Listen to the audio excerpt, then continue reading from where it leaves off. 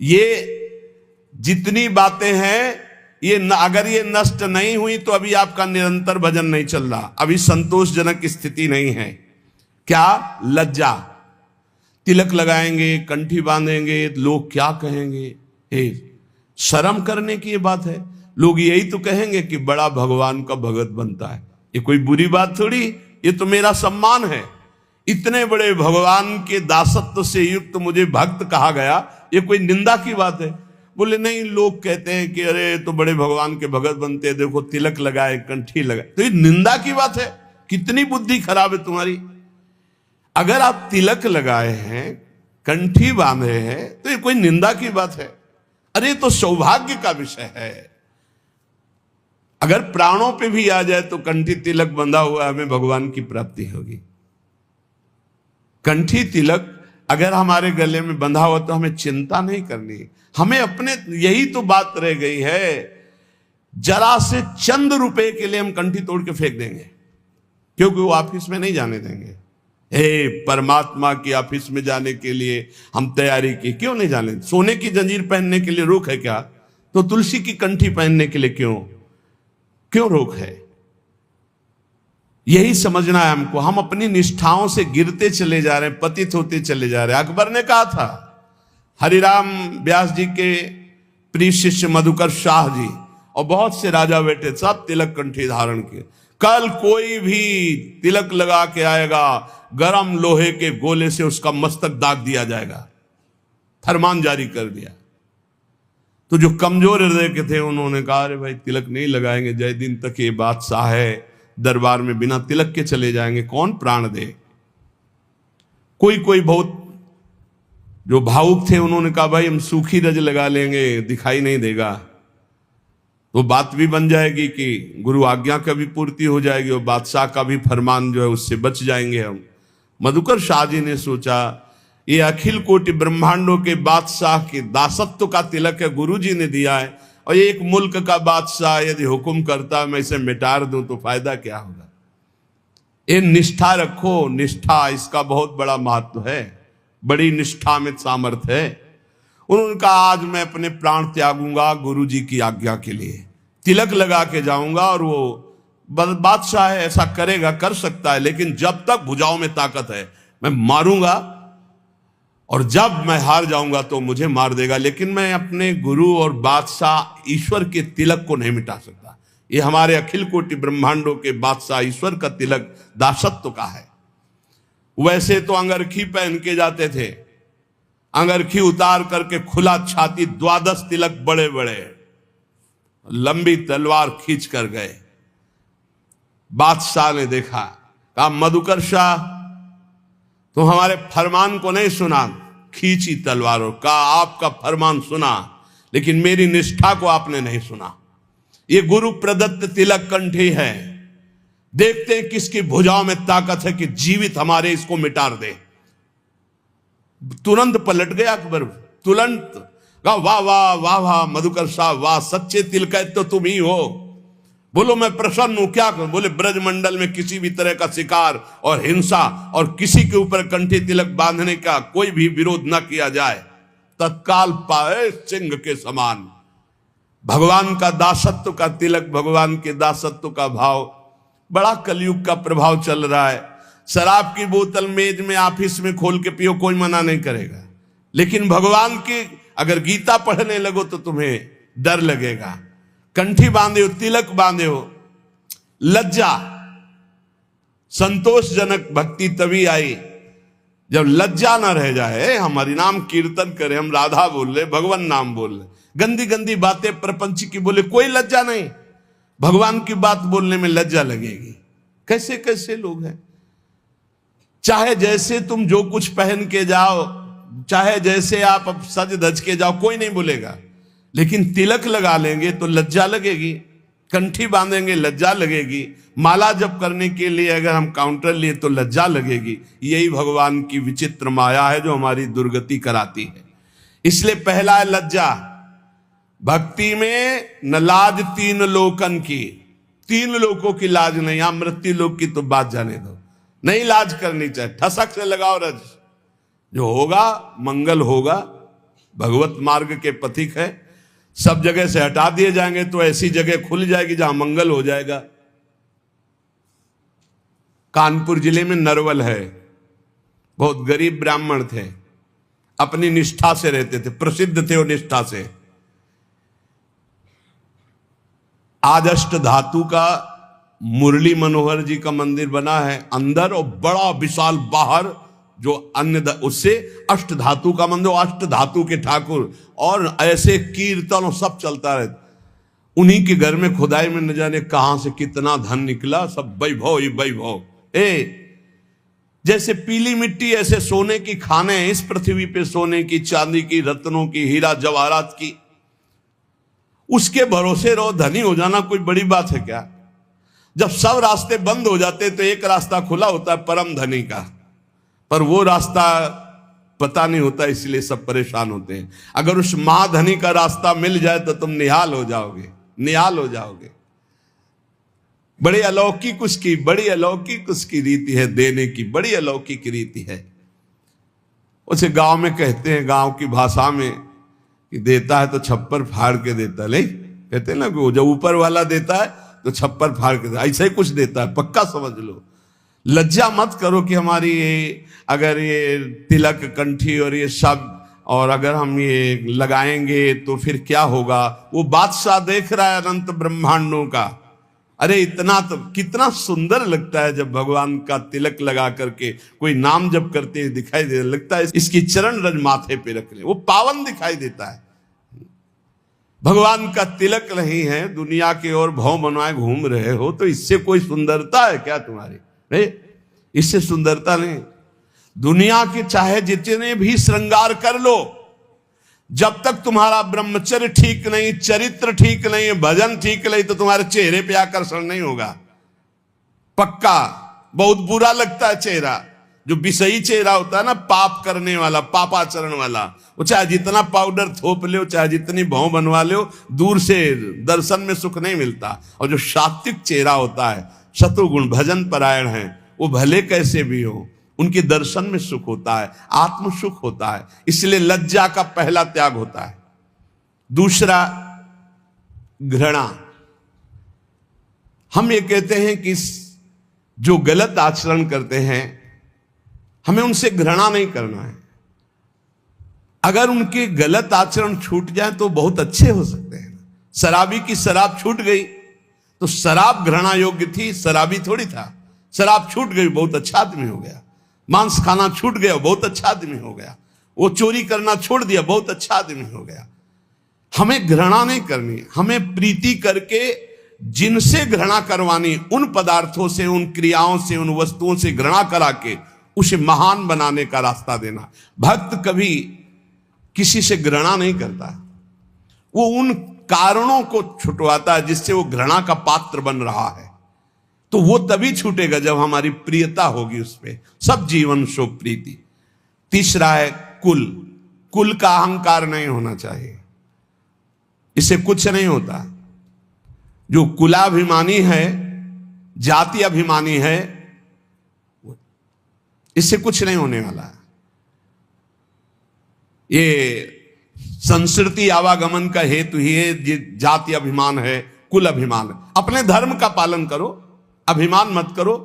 सबके समान पांच भौतिक शरीर हैं, सब में समान भगवान का अंश विराजमान है, अलग अलग सेवाएं, अलग अलग व्यवहार है, लेकिन आप घृणा मत करो, आप अभिमान मत करो अपने ऊपर। जाति पाति कुल कल्म धर्म व्रत संस्कृति हेतु अविद्या नासी।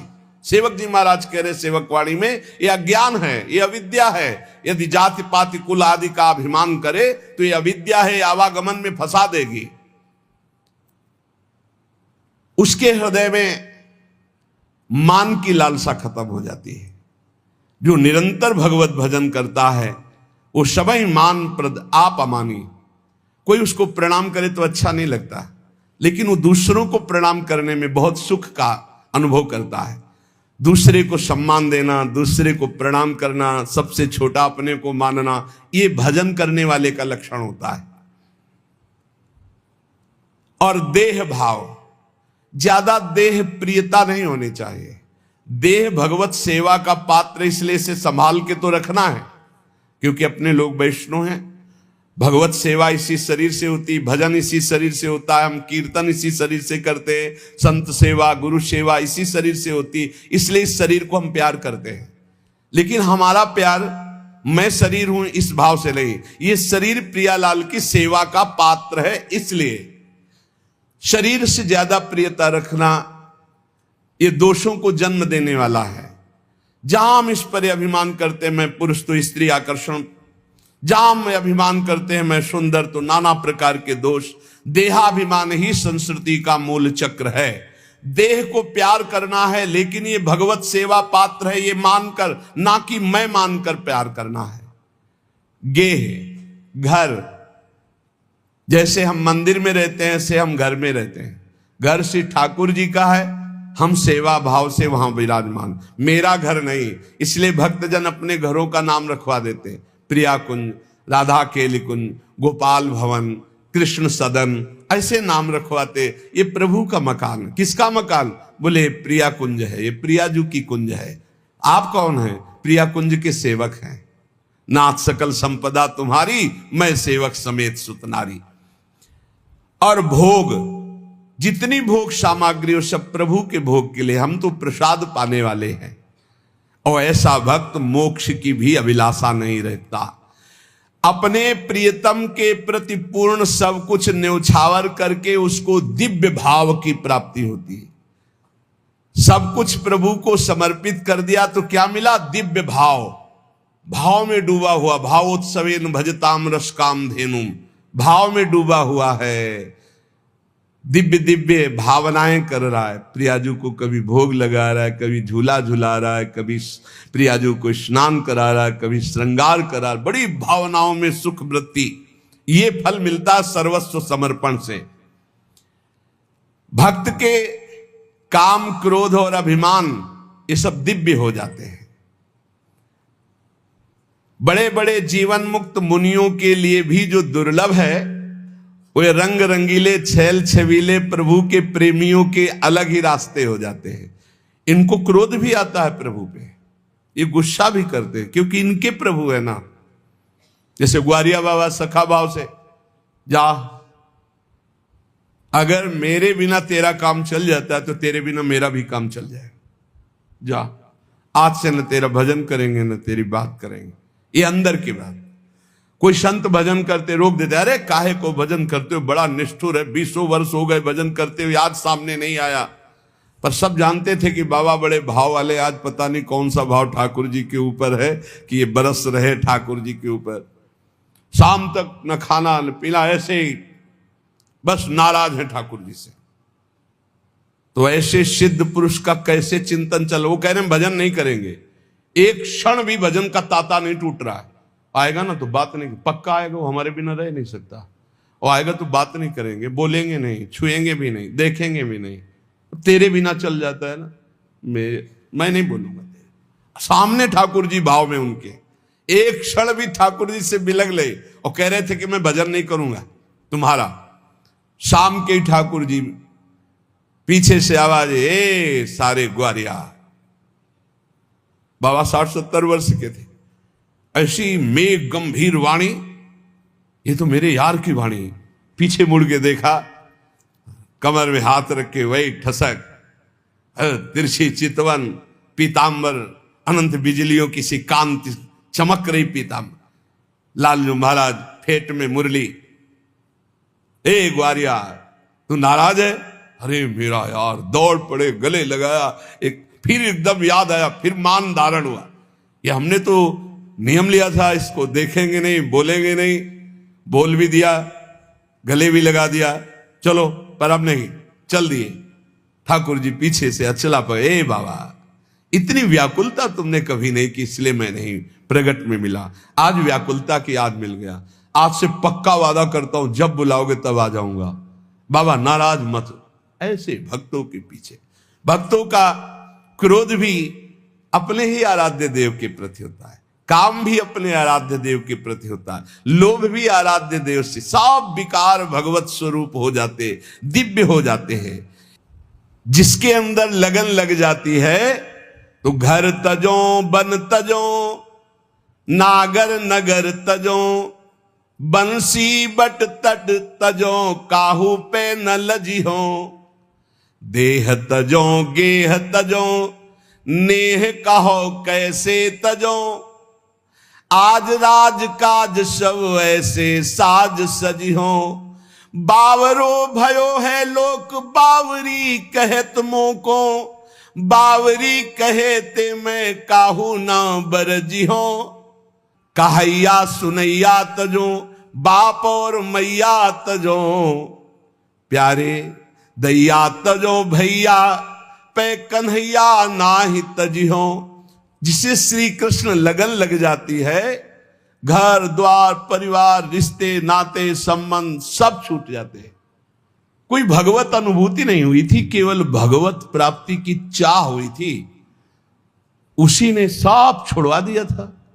बच्चे थे, हमें किसी ने समझाया थोड़ी था, हमारे कोई समस्या थोड़ी थी, कोई आवश्यकता अनावश्यकता इनका कोई परिचय ही नहीं था, बस एक लगन लगी थी। ये हमें अब आश्चर्य होता है कि कैसी अवस्था में बिना किसी सत्संग के कि कोई साथ देने वाला हो, और भगवान ने इतने बड़े मोह जाल को ऐसे हटा दिया।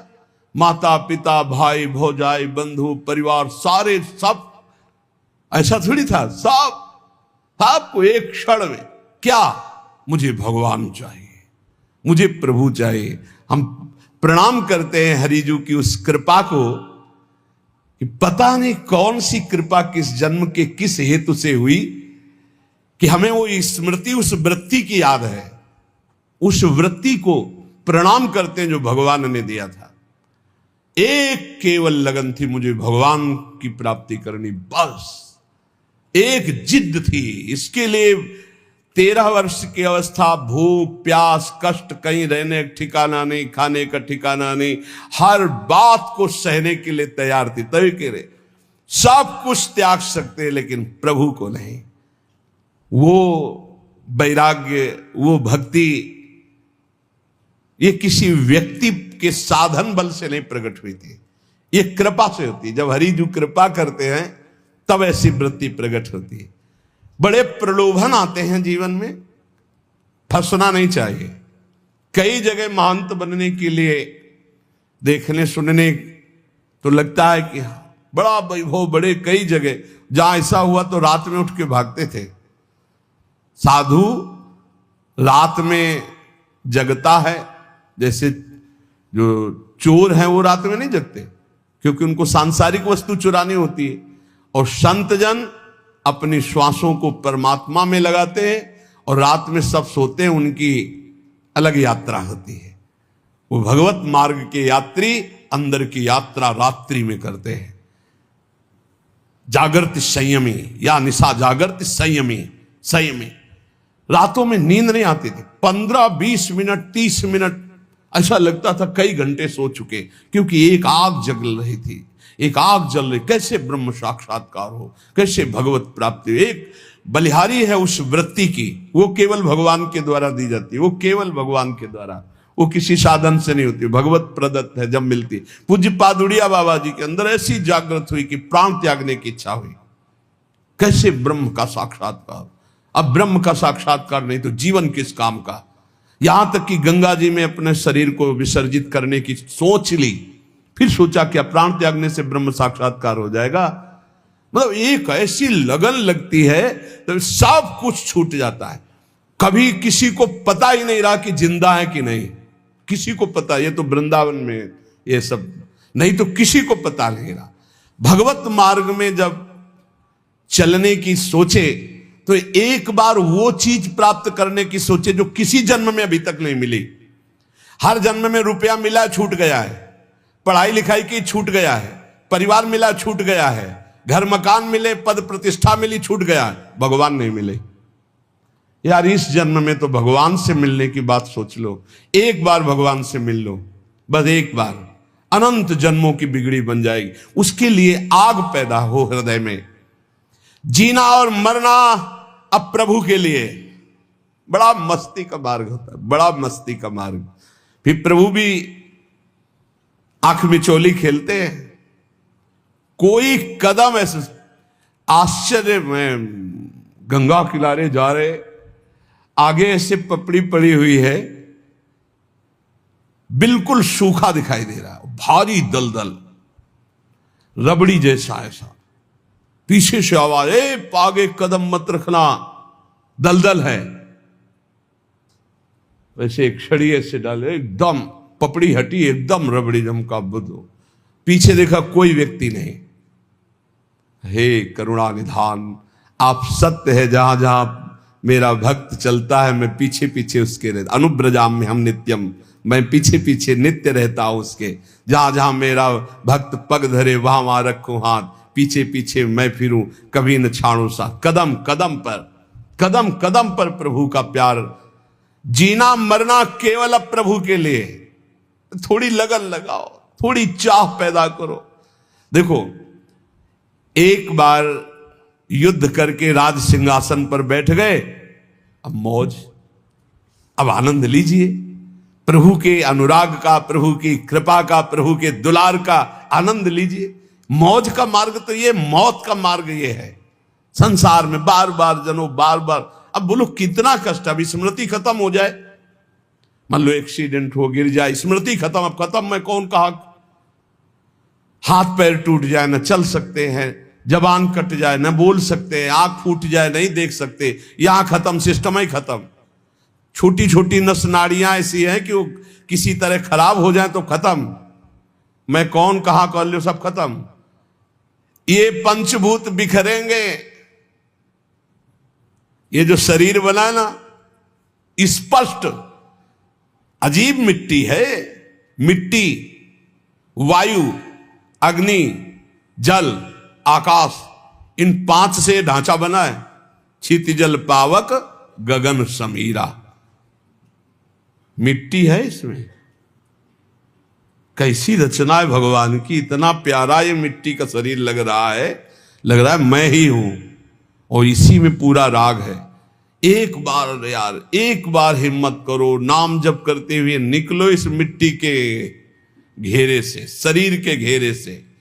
सारा का सारा ज्ञान वर्णन करने पर रहता शरीर ही में है सब। एक बार जीना और मरना प्रभु के लिए ठान लो, एक बार। अब तो आपसे प्रेम करेंगे प्यारे, अब जो होगा सो देखा जाएगा। निकलो प्रभु के लिए, अंदर से राग से निकलो। ये नहीं कि घर छोड़ के भाग लो, हम ये नहीं सिखा रहे। राग छोड़ के, अंदर से, संसार से राग छोड़कर श्री कृष्ण से अनुराग कर लो। मेरे हृदय में केवल एकमात्र कामना रह जाए, प्रभु मिलन। एक बार देखूंगा आपको, एक बार देखो। जैसे ऐसे गर्मी हो रही ना, तो जब गंगा किनारे जहां कुत्ते लाशों को खा रहे, घोर वैराग्य की स्थिति अंदर रहती, ये है शरीर, ये शरीर का अंतिम परिणाम है। बस रात दिन ऐसी धूप में भी गंगा किनारे बैठ करके धारा के नजदीक बहुत आनंद मिलता है, क्योंकि धूप का ज्यादा प्रभाव नहीं पड़ पाता। गंगा जी की लहरें शीतलता प्रदान करती हैं हर समय। इतना तो जरूर हम कहेंगे कि गंगा जी एक अद्वितीय है, गंगा जी एक अद्वितीय पवित्रता है, गंगा जी एक अद्वितीय मूर्तिमान ज्ञान और वैराग्य की धारा है, और यमुना जी अद्वितीय प्रेम प्रदान करने वाली भक्ति की, रस भक्ति की धारा है।